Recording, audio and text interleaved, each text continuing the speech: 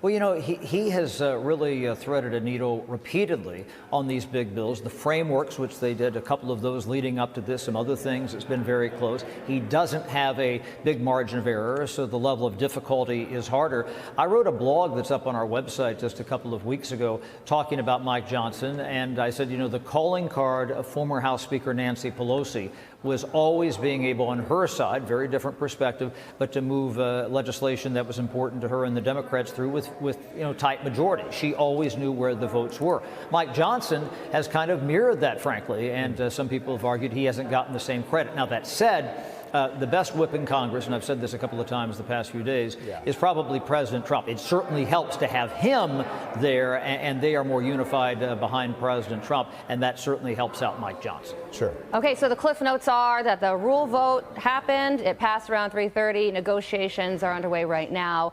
Final vote expected in about an hour, and House Speaker Mike Johnson is pretty confident that he has the vote. So we're teeing up for a historic day here, Chad, and we thank you so much for and no more negotiations. It's set. No more negotiations. Everybody it's needs set. some sleep, a shower, and a meal after.